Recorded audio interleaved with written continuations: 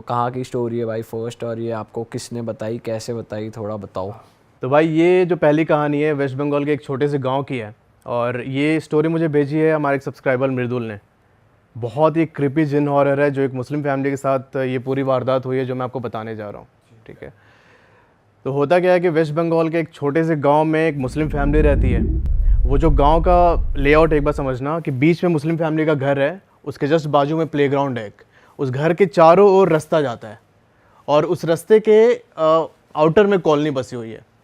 उस Muslim family का जो घर है उसके घर के अंदर एक मस्जिद भी है। होता क्या है कि ये लोग रोज़ अजान पढ़ते हैं, आसपास के जो गांव वाले वो भी आते हैं अजान पढ़ने के लिए। जब अजान ख़त्म हो जाता है रात के 9 बजे से लेकर 12 बजे तक, ये लोग ना एक दूसरे तरीके की अरेबिक अजान पढ़ना स्टार्ट करते हैं जिसको बोलते हैं ज़िक्र, उसको कई लोग चिल्ला भी बोलते हैं। वो जब पढ़ रहे होते हैं तो बेसिकली वो पूरा प्रोसेस होता है जिन को बुलाने का। वो लोग जिन को बुलाते हैं और लोगों की प्रॉब्लम सॉल्व करते हैं, और लास्ट में जिन को फिर मुक्ति दे देते हैं। आपने ट्रेनों में देखा होगा बहुत बार कि ऐसे लगा होगा कि फ़कीर का किसी का लगा, फ़कीर का बोर्ड लगा होगा कि आपको कोई भी समस्या है, फाइनेंशियल प्रॉब्लम हो रही है, कोई भूत पिशाच से अगर छुटकारा चाहिए तो आप इस पे नंबर पे कांटेक्ट करें। तो बेसिकली यही फैमिली थी जो ऐसे काम करती है। तो ये लोगों की हेल्प करते थे? लोगों की हेल्प करते थे। तो होता क्या है कि इसकी फैमिली में एक लड़का है, छोटा बच्चा, सैफ नाम है। ठीक है, 8-10 साल का होगा, और उसके पापा हैं, उसके दादाजी हैं, और सैफ की मम्मी है। पापा और दादाजी ये काम करते हैं, बहुत एक्सपर्ट है इस चीज़ में। ठीक है, अब जो सैफ लड़का है वो ना ऑब्ज़र्व करता है कि भाई मेरे बाप दादा ये काम कर रहे हैं, क्योंकि रोज़ इसके घर में ये काम होता था, तो मुझे भी चाहिए। इतने लोग आते हैं, इनको इतना मानते हैं, ठीक है, उनको एकदम सर पे बैठा के रखते हैं, तो मेरे को भी ये सारी चीज़ें चाहिए। एक चीज़ और समझना, जब वो रात में ज़िक्र होता है ना, रात को 9 से 12 बजे तक, उस टाइम पर अगर उनके घर के सामने कोई खड़ा है या फिर खड़े होकर सुन रहा है तो ना उसको उसकी तबीयत ख़राब हो जाती है बहुत बुरी तरीके से। ऐसे उनको लगता है कि उनकी बॉडी की इलेक्ट्रोलाइट पूरी ख़त्म हो गई। ऐसा नहीं होता, बिल्कुल एनर्जी ख़त्म हो गई सारी, उस तरीके से उनको फील होता है। तो सैफ को भी चाहिए कि भाई मैं भी ये काम करूँगा। एक दिन सैफ क्या, अच्छा, जो इनके घर के बाजू में जो प्लेग्राउंड है यहाँ पे सारे लोग खेलने जाते थे। अब सैफ भी जाता है वहाँ पे खेलने। वहाँ पर उनके एक भैया हैं, हिंदू है वो, उसका नाम है प्रत्युष।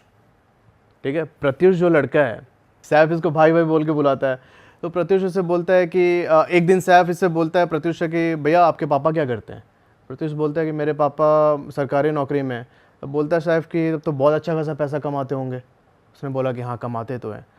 यहाँ पर सैफ बोलता है कि मैं ना आपके पापा से भी ज़्यादा पैसे कमाऊँगा। ठीक है, और ये चीज़ें ना लगातार होने लगी 3-4 दिन से। वो आता और ऐसे बहुत सारी ड्रीमी चीज़ें बात करता है एकदम, कि मैं ये कर लूँगा, गाड़ी खरीद लूँगा, बंगला खरीद लूँगा। लोगों ने सोचा, जो उसके साथ खेलने आते थे बच्चों ने सोचा कि भाई ये पागल हो गया है, इसको बुली करने लगे। अब बुली करने से क्या हुआ कि सैफ को थोड़ा सा लगा अंदर कि भाई मेरे को कैसे चढ़ के मेरे पे बोल रहे हैं, मेरा मजाक उड़ा रहे हैं। इसने प्लेग्राउंड में जाना बंद कर दिया। अब भाई ये अपने कमरे में बंद रहता पूरे टाइम। जो इनका घर था, जो मुस्लिम फैमिली का घर था, उसके बीच में आंगन है और आंगन के चारों साइड में कमरे हैं। तो उसका कमरा कॉर्नर में था, उसके दूसरे कॉर्नर पे उनके मम्मी पापा और उनके जो दादाजी थे उनका कमरा था। यहाँ पर सैफ ने क्या किया कि इसे ज़िक्र तो पता थी कैसे बोलते हैं, कैसे जिन को बुलाते हैं। भाई इसने रात को पढ़ना स्टार्ट कर दिया, वो 9 से 12 बजे के बीच का जो टाइम होता है। अब ये पढ़ के भाई बुलाता जिन को, ये करते करते इसको 38 दिन बीत गए, नहीं आया जिन। पर सैफ को पता था कि भाई जिन जो है इतनी आसानी से आता नहीं है। ठीक है, मुझे करना पड़ेगा और साधना करनी पड़ेगी।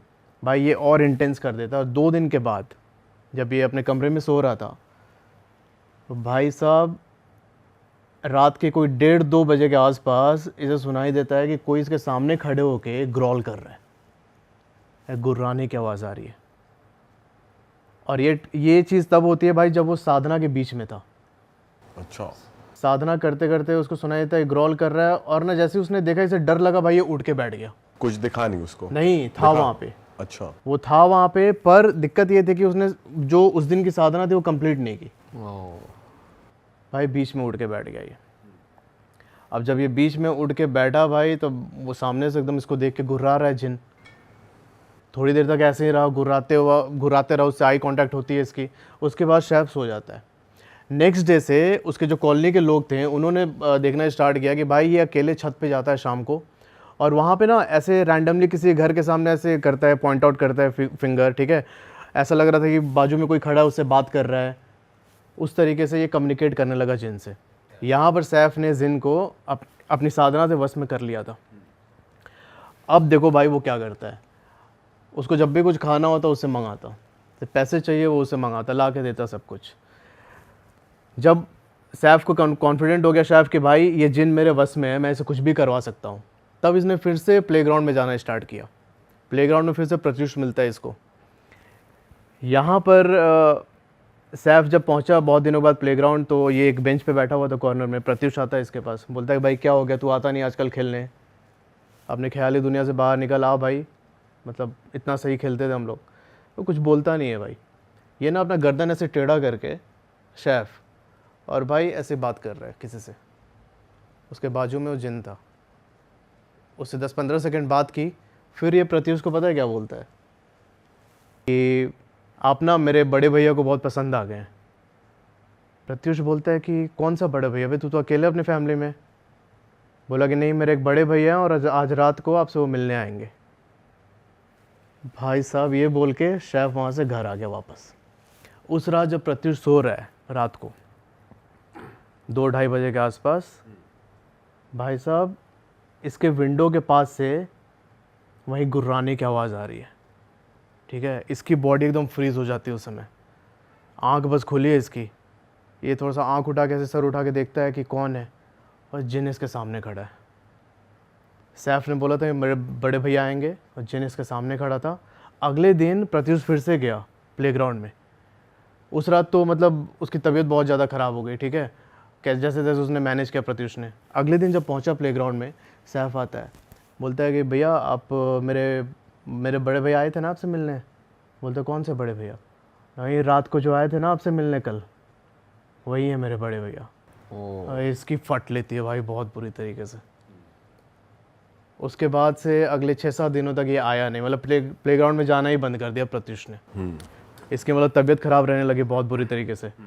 अब इसके बाद सैफ क्या करता है कि इसने सोचा कि अब मेरे को प्रूव करना है लोगों को कि मैं भी उनके प्रॉब्लम सॉल्व कर सकता हूँ। उनको कोई फाइनेंशियल प्रॉब्लम है, कोई रोग है, तो मैं भी जिन से ठीक करवा सकता हूँ। यहाँ पर इसने डिसाइड किया कि पर यह होगा कैसे, ऐसे तो इसके बाप है, दादा है, ठीक है, कोई इसके पास क्यों आएगा। तो इसने सोचा कि भाई मेरे को प्रूव करना है। तो इसने पता है क्या प्लान बनाया कि भाई मैं इस जिन से अपने दादाजी को परेशान करवाऊँगा, और जब वो बिल्कुल आखिरी स्टेज में चले जाएंगे, मतलब कुछ भी हल नहीं निकल रहा है, तब मैं जिनको ऐसे मतलब सबके सामने बोलूँगा कि भाई ठीक कर दादाजी को, तो ये ठीक करेगा और लोग मेरे को मानने लगेंगे। पर ये सैफ का प्लान भाई बुरी तरीके से फेल होता है। इसने जिन को छोड़ तो दिया दादाजी के ऊपर। अब दादाजी के ऊपर जब छोड़ा तो जिन उनको बहुत परेशान करने लगा, ठीक है। उनकी तबीयत एकदम बेकार होने लगी दादाजी की।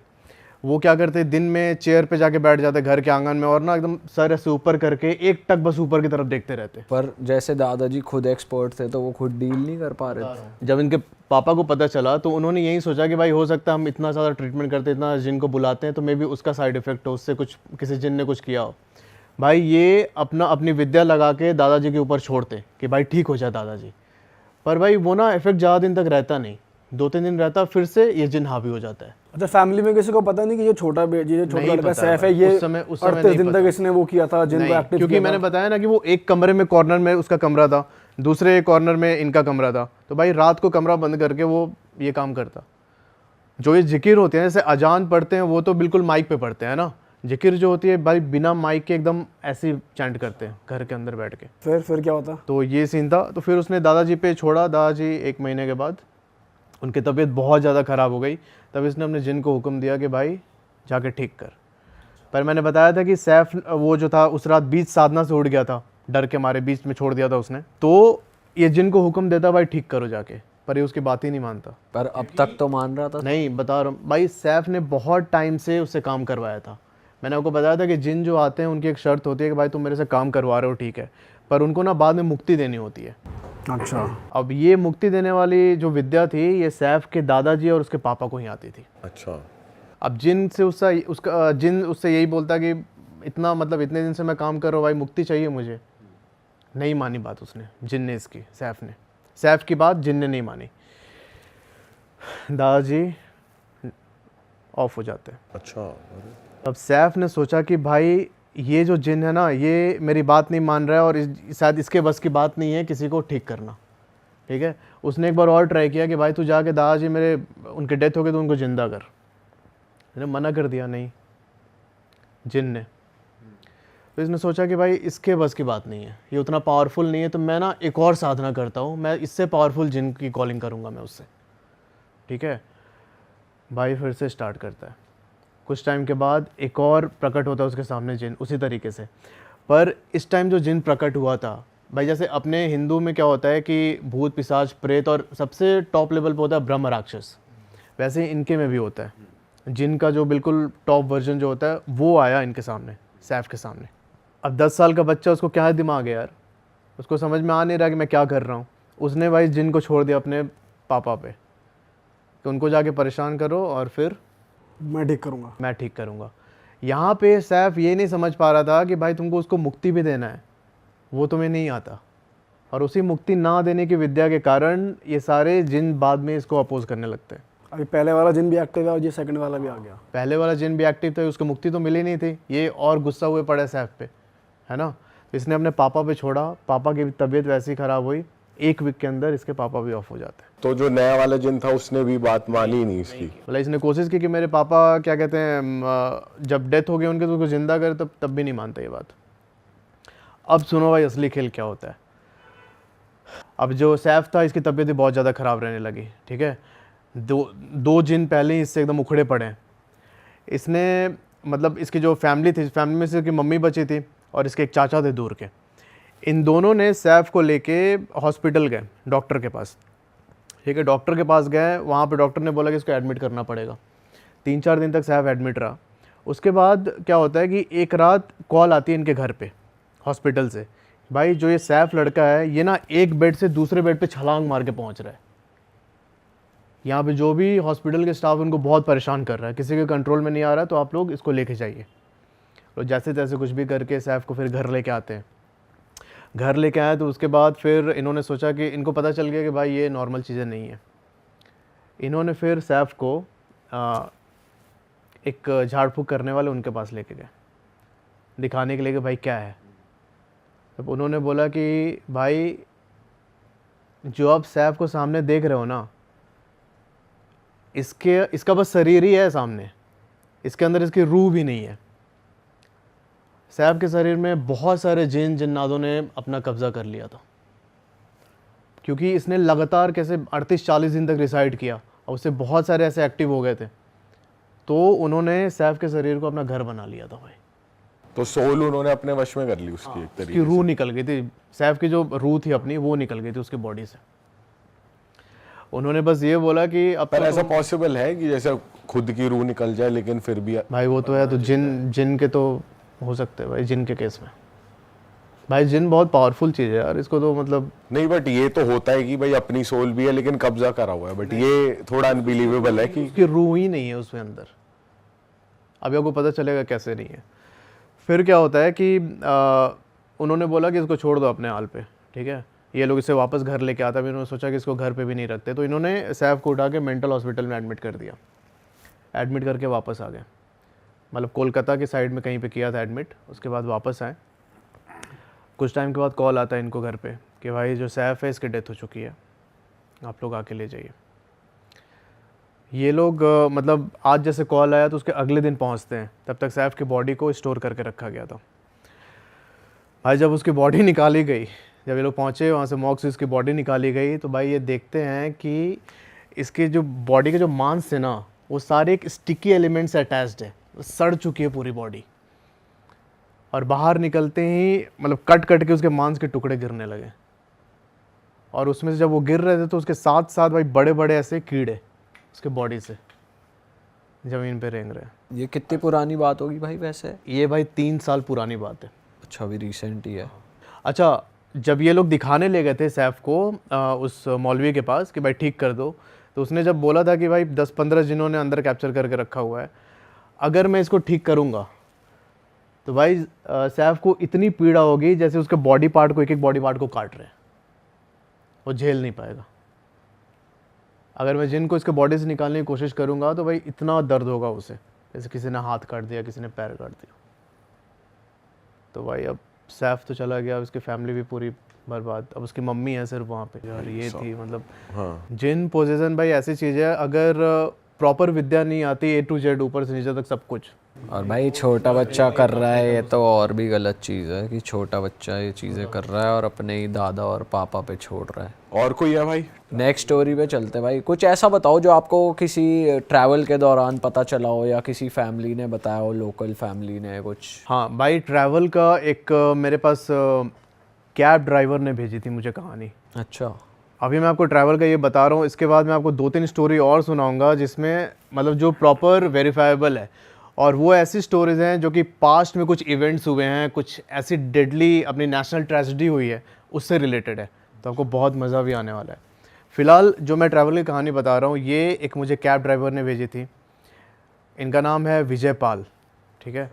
अच्छा, ये रहने वाले हैं चंडीगढ़ के। होता क्या है कि आज मैं एक चीज़ और बता दूँ, जो ये कैब ड्राइवर है, इसके फैमिली में इसकी माँ है, इनकी वाइफ है, बच्चे हैं। भाई उस इंसिडेंट के बाद फैमिली ने इनके कैब ड्राइवर की नौकरी छुड़वा दी। इस टाइम पर जो वो विजय भाई हैं एयरफोर्स में मतलब कोई ऐसे नॉर्मल कॉन्ट्रैक्ट पे काम करते हैं। अच्छा। तो होता क्या है कि 2015 में इनको पता चलता है कि चंडीगढ़ में ऊबर लॉन्च हुआ है, और इन्होंने देखा कि भाई बहुत ज़्यादा मतलब उससे ड्राइवर्स अर्न भी कर रहे हैं।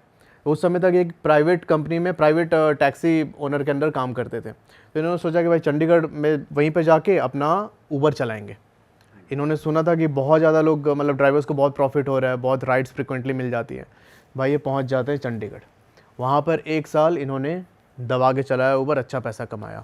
पर 1 साल के बाद फिर से मार्केट में कंपटीशन वो सब आता है, ठीक है। ऊबर ने अपना चार्ज बढ़ा दिया और इनको मतलब सवारी मिलनी बंद हो गई, मतलब बहुत ज़्यादा नहीं मिलती थी, उतना प्रॉफिट नहीं होता था।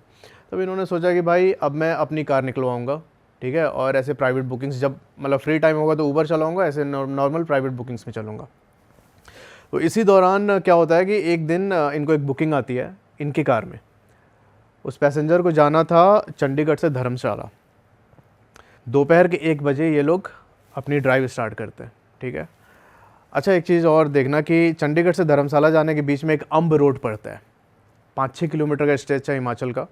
तो जब ये लोग शाम के टाइम अम्ब रोड पहुँचे 5-6 बजे के आसपास, तो जो अंदर पैसेंजर बैठा था उसने बोला कि भाई रात को अवॉइड करना इधर से, मतलब वापस आने के समय ये रोड अवॉइड करना रात को अकेले। तो पूछते हैं विजय भाई कि क्या कोई दिक्कत है क्या सर, मतलब इस रोड पे क्या प्रॉब्लम है। तो उन्होंने बोला कि यहाँ पे मतलब मेरे रिलेटिव रहते हैं, उन्होंने कुछ बताया इस रोड की कहानी। अब जो पैसेंजर था उसने खुल के नहीं बताई भाई बात, कि डर जाएगा फिर इसको, है ना, इसको अभी धर्मशाला ही पहुँचना है, अंदर ऐसे डर बैठ जाएगा, क्या पता गाड़ी से कंट्रोल खो दे ऐसे। ये सोच के उसने बताई नहीं बात। ये लोग पहुँचते धर्मशाला। वहाँ पर जब ये अनलोड कर रहा था रात के 8 बजे, उनका सामान उतार रहा था, इसने पैसे दिए पैसेंजर ने बोला कि एक काम कर विजय, आज ना इधर ही रुक जा गाड़ी में, सुबह 4-5 बज जाएंगे तब जाना। ये बोलता है कि सर क्या कोई बात है तो खुल के बताओ यार, अगर उस रोड पे कोई दिक्कत है तो आपने बताया भी नहीं, आप ऐसे मना कर रहे हो। उन्होंने बोला कि नहीं अभी मत जाओ, बात मान ले मेरी भाई, 4-5 बजे निकलना। फिर उसने पूछा कि कभी रात को गए उस रोड से। इसने मना कर दिया कि नहीं भाई, इतनी रात को तो मैं कभी नहीं गया अम्ब वाले रोड से। तो ये बोलते हैं कि रुको, पर ये नहीं मानता है। उसके अगले दिन सुबह चंडीगढ़ से दूसरी बुकिंग थी, जल्द से जल्द पहुंचना था। भाई ये धर्मशाला से निकलता है वापस चंडीगढ़ आने के लिए, ठीक है। रात के 11 बजे के आसपास ये एक ढाबे में रुकता है, वहाँ पे मतलब चाय पानी पीता है और फिर वहाँ से कार लेके निकलता है आगे। अब भाई देखना क्या होता है, 11:30 पौने 12 के आसपास ये पहुँचता है अम्ब रोड में। जो ये अम्ब शहर है, इसने पाया विजय ने कि भाई उस टाइम पर पूरा सन्नाटा, हल्की सी स्ट्रीट लाइट जल रही है सिर्फ, और उसके अलावा उसकी गाड़ी के अलावा कोई भी नहीं है। वो अकेले ही उस रोड पे चल रहा है, हाईवे। कुछ दूर चलने के बाद ये एंटर करता है कि स्टेट हाईवे पे, मतलब मेन जो सड़क थी, हाईवे वाला रोड था, वो ख़त्म होता है, एक स्टेट हाईवे पे ड्राइव कर रहा है। थोड़ी देर के बाद भाई इसको सामने अपने दिखता है कि एक आदमी खड़ा है और इसे लिफ्ट मांग रहा है। अच्छा, विजय ने ये सोचा था कि भाई मैं धर्मशाला से चंडीगढ़ जा रहा हूँ, अगर मेरे को बीच में कोई सवारी मिल जाए तो भाई अच्छा, मेरी कुछ कमाई हो जाएगी। इस चक्कर में पहले उसने बस स्टॉप पे रोका था, एक पीछे बस स्टॉप पड़ा था, वहाँ पे रोका था थोड़ी देर गाड़ी कि भाई कोई सवारी हो तो मिले मुझे। आधे घंटे रुका था पर मिली नहीं। अब जैसे उसने देखा हम रोड पर भाई वो आदमी है लिफ्ट मांग रहा है, तो इसने सोचा कि भाई चलो कुछ कमाई कर लेते हैं। ये भाई जाके उसके पास गाड़ी रोकता है, हाँ उससे थोड़ी दूर पे। वो चल के आया विजय के पास और पूछा उसने कि भाई चंडीगढ़ जाना है मेरे को। विजय बोलता है हाँ चलो आ जाओ। फिर उसने पूछा कितने पैसे, इसने बोला 2200 रुपये। वो आदमी बोलता है ठीक है। फिर विजय पूछता है कि भाई आप एक बात बताओ, इस टाइम पे आपको किसने छोड़ दिया इधर? कोई भी मतलब बहुत टाइम से मुझे कुछ दिख नहीं रहा है, आप ऐसे मतलब मेन हाईवे भी नहीं है, स्टेट हाईवे पे आप कच्ची रोड पे खड़े हो, किसने छोड़ दिया? वो कुछ बोलता नहीं है भाई। विजय बोला कि अच्छा एक काम करो, आके आगे बैठ जाओ मेरे पास। भाई उसने उस पर भी कुछ रिस्पॉन्ड नहीं किया, ये चुपचाप पीछे वाला गेट खोलता है, अंदर जाके बैठ जाता है। अब देखो क्या होता है, गाड़ी चल रही है विजय की, उस कच्चे रोड पे कोई 1.5-2 किलोमीटर चले होंगे ये। विजय को ऐसा फील होता है भाई कि इसकी जो गाड़ी है ना बहुत भारी हो गई है। ऐसा लग रहा था कि पीछे 10-15 लोग बैठे हैं, पूरा सामान लोड है, और उस तरीके से जिस गियर में गाड़ी को 50-60-70 पे चलना चाहिए भाई ये 20-22 से आगे नहीं बढ़ पा रही है। कुछ टाइम के बाद इसका इंजन हीट होना स्टार्ट हुआ। विजय को लगा कि भाई गाड़ी में कोई दिक्कत आ गई है। ये अपना गेट खोल के बाहर निकलता है इंजन की तरफ जाने के लिए। भाई जैसे गेट खोल के बाहर निकला, इसकी नज़र पीछे वाली सीट पे पड़ी और भाई साहब ये देखता है कि उस आदमी का सर गायब है और उसने वाइट कुर्ता पैजामा पहना हुआ था, वो पूरा खून से लथपथ। भाई इसको समझ में नहीं आ रहा है क्या हो गया, तो चिल्लाते हुए भाग रहा है। जब चिल्लाते हुए भाग रहा है तो इसने देखा कि भाई पीछे से वो आदमी चेज़ कर रहा है इसको। ये 700-800 मीटर तक लगातार भागते रहा। तो रोड के साइड पे एक आश्रम था, छोटा सा मंदिर है और उसके अंदर आश्रम था। ये जाके गेट पीटने लगा ज़ोर ज़ोर से। गाड़ी वहीं रोड पे खड़ी है। अब जब गेट पीटने लगा तब उधर से पंडित जी निकल के आते हैं और इसको मतलब अंदर बुलाया अपने। अंदर बुलाने के बाद इसने पूछा कि पंडित जी क्या है वो, तो पंडित जी ने बोला कि अभी उसके बारे में कल सुबह बात करेंगे, अभी रहने दो, ठीक है। ये एक इंसिडेंट आपने सुना उस रोड का। अब एग्जैक्टली क्या था ये मैं बताऊंगा, पर उसके 1 साल के बाद विजय के साथ जो ये घटना घटी, इसके 1 साल के बाद एक और वहाँ पे कांड हुआ, ठीक है, वो भी जानना। एक फैमिली थी, वो उसी रोड पे वापस चंडीगढ़ आ रही थी, ठीक है। उस फैमिली का नाम भी ले लेता हूँ। विजय ने बोला कि ले सकते हो नाम, कोई दिक्कत नहीं है। जो ड्राइव कर रहा है उसका नाम है जगतार, उसकी बीवी है अंजू, उसके 3 बच्चे, ठीक है। बीवी पीछे बैठी हुई है, एक बच्चा आगे बैठा है, जगतार ड्राइव कर रहा है, बाकी 2 बच्चे पीछे। ये भाई आ रहे थे उसी रोड पे, सेम वो जो स्टेट हाईवे था, वहाँ पर इनको आदमी ने हाथ दिया लिफ्ट के लिए। अब दिक्कत ये हुई कि इसकी बीवी ने बोला कि भाई इतनी रात को गाड़ी रोकना सही नहीं है, रहने दो, ठीक है। ये घटना हो रही है विजय के घटना के 1 साल के बाद, ठीक है। तो आप रहने दो, गाड़ी मत रोको। पर वो जो आदमी था ना, वो भाई चलते चलते रोड पे आ गया बीच में। अब जगतार ऐसे गाड़ी से उड़ा नहीं सकता था ना उसे, तो भाई इसने गाड़ी रोक दी। गाड़ी रोकी और एक गुस्से में निकला बाहर एकदम, ठीक है, देखने के लिए कि भाई तू कैसे कैसे आ गया बीच में। जब ये पहुँचता है उसके पास तो उसने बोला कि भाई मुझे चंडीगढ़ तक जाना है, छोड़ दो। जगतार तो पहले बहुत चिल्लाया, भाई क्या ये क्या तरीका है, कोई तरीका थोड़ी है भाई, तुम बीच सड़क में आ जा रहे हो, अभी एक्सीडेंट हो जाता। ये ना उसको डांटते हुए अपने गाड़ी की तरफ आ रहा है, ठीक है, डांटते हुए अपनी गाड़ी की तरफ आ रहा है वापस ड्राइवर सीट पे बैठने के लिए। भाई इसकी वाइफ पीछे से देखती है, पीछे वाली सीट पे बैठी हुई थी, देखती है कि भाई वो ना उस जगह से उछला जोर से बहुत ऊपर तक और आके अपने कार के जो गेट थे ड्राइवर सीट के, वहाँ पे गिरता है ज़मीन पे। हस्बैंड जगतार। और जो वो आदमी था सामने जो अभी लिफ्ट मांग रहा था, वो कोई नहीं है वहाँ पे। जगतार यहाँ पे रोड पे पड़ा हुआ है और इसकी वाइफ चिल्लाने लगी ज़ोर ज़ोर से। तब वहाँ से एक पिकअप वाला क्रॉस कर रहा था। उस पिकअप वाला को जो पिकअप वाला ड्राइवर था, उसने सुना मतलब वाइफ की चीख सुनी, तो गया उनके पास पूछने के लिए क्या हो गया। थोड़ा ही सा वाइफ ने बोला था कि वहाँ लिफ्ट के लिए गया, तो समझ गया कि भाई ये वही सीन है, कि उनको पता था। अब जो ये पिकअप वाला ड्राइवर है, ये विजय का दोस्त। अच्छा। तो उसने ये कहानी विजय को बताई है। ये लोग पुलिस को कॉल करते, पुलिस आते वहाँ पे, जगतार को उठा के हॉस्पिटल ले जाते, तो वहाँ पे डॉक्टर ने उसे डेड। Oh shit. उस रोड पे ऐसे इंसिडेंट हुए। मैंने जब ये वीडियो डाली थी भाई, बहुत सारे लोगों ने कमेंट किया कि भाई है वो चीज़ जगह, हमने भी एक्सपीरियंस किया। अच्छा। तो हुआ क्या था, पंडित जी अगले दिन सुबह जगतार को लेके आए, विजय को लेके आए गाड़ी पे उसकी, और गाड़ी स्टार्ट किया, नॉर्मल हो गई गाड़ी स्टार्ट, कोई दिक्कत नहीं हुई। तब पंडित जी ने बताया कि भाई 2013 में यहाँ पर एक आदमी था, उसने लिफ्ट मांग रहा था, उसे चंडीगढ़ जाना था, ठीक है। लिफ्ट मांगते हुए एक जो ट्रक आ रही थी उधर से, हिमाचल के साइड से चंडीगढ़ की तरफ। तो इसने ट्रक वाले से लिफ्ट मांगा कि मेरे को लेके चलो। वो ट्रक वाला ब्रेक नहीं मारा, तो इसने देखा आदमी ने कि भाई ब्रेक नहीं मारा, तो ना ये धीरे धीरे करके साइड से होते हुए रोड पे आ गया, बीच रोड पे। ट्रक वाला भाई क्यों रोकेगा गाड़ी अपनी, उसे लगा कि भाई लूटपाट के लिए अभी कुछ भी लग सकता है ना उसे, भाई उसने गाड़ी चढ़ा दी उसके ऊपर। अब गाड़ी चढ़ाई तब उसका जो सर था उसके धड़ से अलग होके भाई दूर चला गया था। अब उसी की स्पिरिट उस जगह को हॉन्ट करती है। ओके। तो आज तक कर रही है? नहीं, आज तक कर रही है। अच्छा ये है ना भाई कि जो ये भूत प्रेत ये सब होते हैं, सबको भाई दिख नहीं सकते, ना ही सबको एक्सपीरियंस हो सकते हैं। ये तो एक ने मुझे स्टोरी भेजी थी, तब उनके थ्रू मुझे पता चला था कि कोई भी इंसान होता है दो कुल का होता है, या तो देवकुल या फिर राक्षस कुल।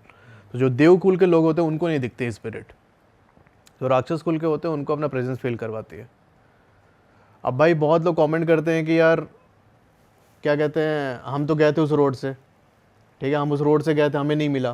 अरे चिड़ियाघर का जानवर थोड़ी यार तू एंटरटेन करने के लिए बैठा रहेगा। बड़ा ओपन है, मतलब अभी भी रोड, ऐसा कुछ नहीं कि क्लोज करी हो ऐसा कुछ। भाई रोड तो ओपन है। जिन लोगों को एक्सपीरियंस होता है वो लोग कमेंट कर रहे हैं कि हमने भी देखा, हमने फील किया, तो फिर लगता है कि चीज़ें ऑथेंटिक हैं। सही बात कह रहे हैं भाई। आप एक ऑफ कैमरा नेचुरल ट्रेजेडी के बारे में बता रहे थे, तो वो क्या है एग्जैक्टली आप बताओ। तो भाई देखो, मैं आपको जो बताने जा रहा हूँ बहुत सेंसिटिव भी है। मैंने जब वीडियो डाली तो मतलब बहुत लोग वैसे हो गए थे कि यार कुछ याद आ गया उनको, है ना। तो भाई ये स्टोरी अपने देश में एक हुई नेशनल ट्रेजेडी से रिलेटेड है। 2023 में आपको पता होगा बालासोर में 3-4 ट्रेन टकरा गई थी आपस में, करेक्ट। बहुत सारे लोगों की डेथ हुई थी उसमें। अब हुआ क्या था कि जहाँ पर ये एक्सीडेंट हुआ था उस जगह को बहनगा बोलते हैं, जो बालासोर के शायद वहाँ से 20-22 किलोमीटर दूर है, बालासोर मेन सिटी से। और ट्रेन जो ट्रेजेडी हुई थी उसका नाम यही दिया गया था, बालासोर ट्रेन एक्सीडेंट। तो बहनगा में जब एक्सीडेंट हुआ तो भाई बॉडीज़ इतनी ज़्यादा थी कि जो वहाँ का लोकल हॉस्पिटल था उसकी सारी बेड्स फुल हो चुकी थी, ठीक है, और एक्चुअल नंबर बहुत ज़्यादा थे। तो उन बॉडीज़ को उठा के वहाँ पर एक स्कूल है बहनगा हाई स्कूल, उसके अंदर रखी गई थी। अच्छा। उस स्कूल के अंदर एक मतलब छोटा सा हॉल जैसा एरिया है, उसमें ही सारी बॉडीज़ को इन्होंने रखा था। बहुत सारी बॉडीज़ ऐसी थी जिनका अंतिम संस्कार वहाँ के लोकल्स ने किया, उनके रिलेटिव्स पहुँच नहीं पाए थे, ठीक है। तो हमारे एक सब्सक्राइबर हैं उपमन्यु भाई, मैं उनका नेम चेंज कर रहा हूँ क्योंकि उन्होंने रिक्वेस्ट किया है। उपमन्यु भाई वहीं पर उनका ससुराल है बहनगा में। जब ये एक्सीडेंट हुआ तो ये अपने ससुराल में ही थे। इन्होंने अपने ब्रदर इन लॉ के साथ मिल के बहुत सारी डेड बॉडीज़ को वहाँ से शमशान तक लेके गए थे। जो एक्चुअल वहाँ पर ट्रेजेडी हुई थी, जो एक्चुअल वहाँ पर मतलब इतना ज़्यादा सैड सीन था, उन्होंने मुझे एक्सप्लेन किया ईमेल में। अच्छा, जो ये उपमन्यु भाई हैं ये हैं इंडियन आर्मी के टेरिटोरियल जो फोर्स होती है इनकी, उसमें डॉक्टर हैं। इनकी पोस्टिंग है मणिपुर में। अब जो घटना हुई थी बालासोर वाली उससे 1 साल बाद आते हैं। 1 साल के बाद मतलब इनकी शादी हो चुकी थी और इनकी वाइफ प्रेग्नेंट है। और यहाँ पर जो उपमन्यु भाई हैं ये भाई पोस्टेड है मणिपुर में। बेसिकली क्या होता है कि 2 महीने की पोस्टिंग होती है टेरिटोरियल आर्मी में, ठीक है, किसी भी डॉक्टर की। पर वहाँ पे टेंशन बहुत ज़्यादा थी तो इनका एक्सटेंड हो गया था, लगातार 2 साल से वहीं पे काम कर रहे थे। तो भाई इनके वाइफ को प्रेग्नेंट हुए 6 महीने हुए थे। इन्होंने बोला था कि तुम अपने मम्मी के पास ही चले जाओ, वहाँ पे तुम्हारा केयर कर लेंगे वो लोग अच्छे से।